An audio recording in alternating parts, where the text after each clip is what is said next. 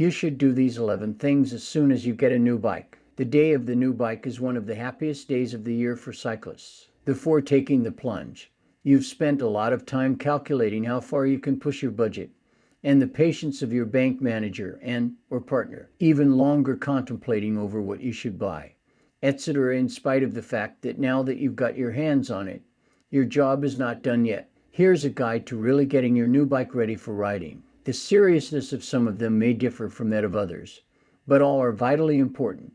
At least I believe that is the case. Now these 11 items don't just apply to out-of-the-box new bikes. I would check them off on every bike I buy new or previously owned. The first, eliminate plastics. Have you noticed all that plastic stuff hanging off the back of the bike? Are there reflectors attached protector on each spoke of the bike? The plastic thingy that goes behind the cassette. Those mark your bike out as being three things: unridden, owned by a total newbie and complying fully with road regulations concerning cycling, none of which are cool. The latter is somewhat important, but if you're using your bike off-road, then it's only a matter of time before those reflectors break and end up littering the countryside, which does a disservice to cyclists everywhere. In actuality, you are only supposed to have lights if you are riding on the road any time between sunset and sunrise, but in the real world, it is far better to have a proper set of lights for that eventuality. Even if riding in the rain, it's smart to have lights front and rear, as the poor visibility makes you tougher to be seen. 2. Double check all the bolts. There are many bike shops that are good and thorough and will make sure your bike is in a safe condition before allowing you to take it home. Nevertheless, there are some who are less scrupulous than others, and even the best can make mistakes. If you don't really like the way your face looks at the moment, or if you don't feel comfortable putting your faith in a stranger, then it might be worth checking that all the bolts are nipped up properly and according to specifications. Check your front wheel and brake, then your bars, stem, controls, cranks, pedals, and chainrings before moving on to the saddle and seat post, and then finally your rear wheel, rear brake, and derailleur. Check the pivots on your bike with suspension, and use a torque wrench on the carbon fiber bits on your new bike if it has lots of carbon fiber. Thanks to your misfortune, your dentist doesn't need a second home in the south of France. 3. Make sure your gears are aligned correctly. It can be difficult to get gears working properly, even for experienced mechanics, much less the sataboy who built your bike, so make sure they are shifting smoothly and aligned correctly before leaving the shop, as skipping gears can ruin a first ride. At a minimum, you should shift into the largest cog on the cassette, and then grasp the match with your hand and try to push it over to the spokes. A properly adjusted match will be fixed to the limit screw and will not move. Poorly adjusted ones will allow it to do so, and that means you'll more than likely end up with your shiny new match and your shiny new spokes and a not very shiny sad face on your face. 4. Grease the greasy things that won't have enough grease from the factory. It is safe to say that grease is your friend when it comes to everything that moves on your bicycle, whether it is the headset or the hubs. It is safe to say that grease is your friend when it comes to everything that moves on your bicycle, whether it is the headset or the in-seat posts and frames. It's also very good at stopping things. This is probably a bit more than you are used to, but making sure all these things have enough grease in them is a good form of insurance that will make everything last longer and make your life much easier when things wear out. The process of lubricating things is messy and time-consuming, which is why your bike probably came from the factory with a bare minimum of the slippery stuff in all these critical places, being that the majority of bikes are destined for countries that are much less damp than the US and its delightful summer weather. As a general rule of thumb, if something moves and you want it to keep moving, you should use plenty of grease. Alternatively, if it does not move normally but you might want to move it at some point in the future, then use an anti-seize, or if you don't care, you can use nothing and reap the whirlwind of maintenance pain. 5. Position your saddle and levers according to your preferences. Your mechanic, unless you're extremely close with him or her, is not going to know the slightest bit about how you like your bars, levers, and saddle when assembling your new bike. On the other hand,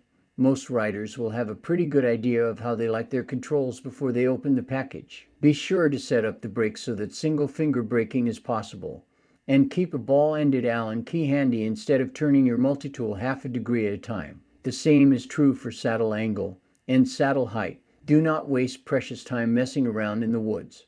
You are wasting precious time. Do it before you go on a proper ride. 6. Place geometry adjustments in the slack and low settings. The number of times I have ridden a bike with adjustable geometry and thought it was better can be counted on the fingers of one finger. You just need to set the bloody thing to the lowest and slackest setting and hit the road. The high setting can always be changed later. It is likely that you will say, "Ooh, that doesn't feel as nice.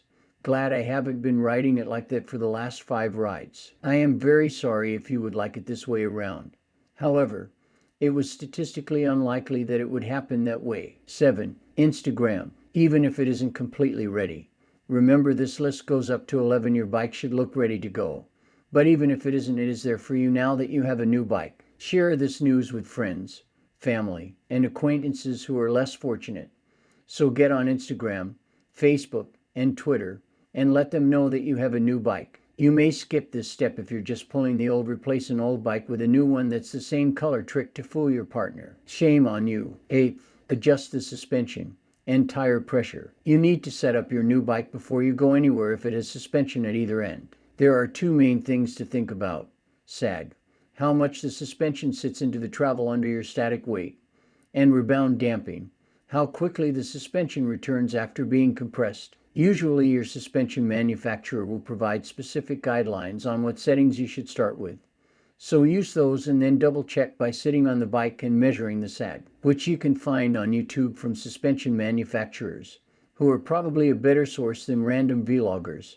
FYI, rebound is a bit more complicated, but the basic rule is that if you bounce with all your weight on the suspension, you want it to compress, extend back up to full travel before settling at the sag point once again. There are 2 types of rebound. Too little will mean it does not extend to full extension after being compressed.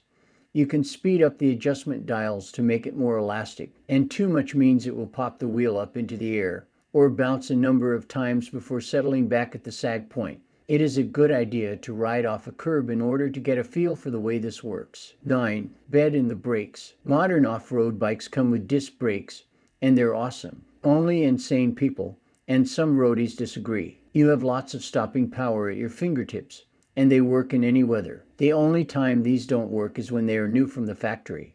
So be sure to bed them in properly before you slam them on during your first excursion. Beating in refers to getting the shiny new pads and shiny new disc rotor interacting properly with each other so you get maximum braking power. From the factory, disc surfaces are often smooth and shiny, but pads aren't always perfectly even. You have to get both of them to match. If you want to apply the brakes, find a safe place away from traffic and hazards, and get up to a moderate riding speed before applying pressure as you slow, but do not stop. It is important once you have managed to work out how they are biting you to repeat this process a few times. 5 or 6 usually does the trick, and apply as much braking force as you can safely without coming to a complete stop. It won't take long for you to notice that the braking power has increased. Once it feels consistent, you'll know that the job is done. 10. Do a wheelie. What happened to step 9? Did you complete it? Do you know for sure? The reason I say this is because if you have ever attempted to do this step without the second step, you will know that it will end in tears. I don't think it's fair to compare this to smashing the champagne bottle against the ship hull, but that's the way I see it. Your new bike won't be ready for launch until the front wheel has gone in the air, and it won't be ready for you to ride until that has happened. Whether the wheelie is done at a high altitude or for an extended period of time, the most important thing is to do it. Is that clear? I hope so. 11. What are you waiting for? The answer to this question is pretty obvious, isn't it? I've been wondering why you've been waiting so long. Get outside, feel the wind on your face,